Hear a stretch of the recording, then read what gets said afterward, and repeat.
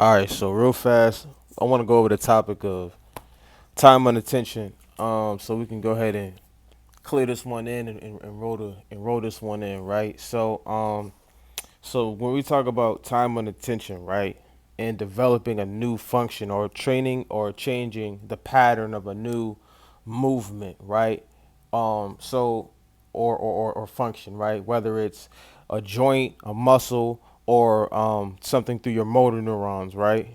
So whether it's one of the three, right? The synapses, right, or the cerebellum, right, and the synapse is going to calculate the movement from within the peripheral nervous system and correct the movement until they get it right, right?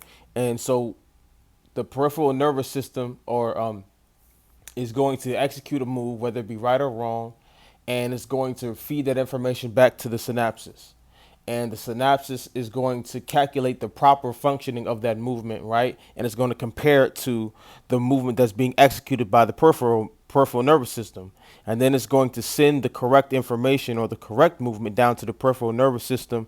And basically, the synapses is going to correct the movement over time, right? It's going to correct the movement until it becomes perfect, right? So this becomes a function that becomes secured, or it becomes solidified. It becomes concluded, right? In the synapses and within the peripheral nervous system and within the cerebellum, right? But then now this movement, the reason I want to bring up this is because after this process happens and you solidify and you lock in a movement, now you have to be able to execute that movement, right?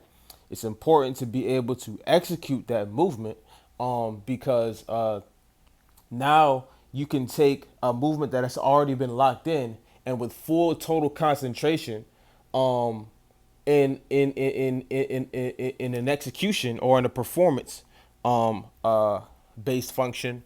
Now you have an outward goal, right? You have an outward goal that you're locked in and concentrated on, and as you lock into that outward goal and you progress to that outward goal, whatever that may be, the function that you just learned or the function that you just got solidified and locked in, right, is going to execute itself automatically and it's going to execute itself perfectly, right? Because now you're not consciously focused on that movement. It's been locked in and it's been calculated. It's going to continue to run the same way every time as long as you don't focus on it. As long as your focus or as long as your focus is ahead. You know what I'm saying on the you know it's an open loop. It's an open loop movement, right? You're focused on an open loop function, right? Meaning that you're focused on a movement that you're outside of yourself. You're looking external, trying to fix something, right?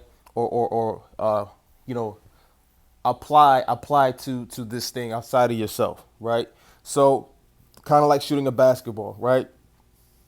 You train the functions of shooting a basketball over and over again repetitively, right? But the difference between a professional player and maybe like a high schooler, right, is that when or the difference between a professional or someone who has played the game of basketball for a long enough time and someone who hasn't played it a long enough time is they have mastered the mechanics of shooting the basketball and they know how to apply it in every way, right? So now when you get in the game, you don't focus on the shot. You're focusing on all the different aspects of the game of whether I should pass it. You know what I'm saying? Should I hit the big when this bounce pass? Should I hit the man cutting on this bounce pass? Oh, no way, he just closed off on that. Let me just go ahead and pull up. Everything becomes a read and react, right? So the game of basketball is a read and react game, right? Your jump shot is a reflexive thing, almost like a crossover, right? And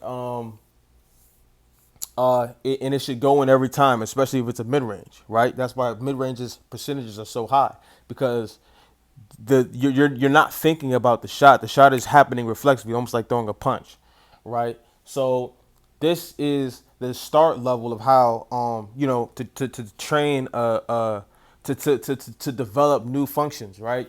You start it's new functional patterns, right? Starting off with making the proper adjustments, correcting the movement, and then after the movement is locked in and solidified and has been, corrected. Now you're applying that movement, pushing past the movement and applying it to a function, right? And when you apply it to a function, you just built on top of that movement, basically, that you've just completed or solidified, right? So that's gonna conclude this video right here, and yeah.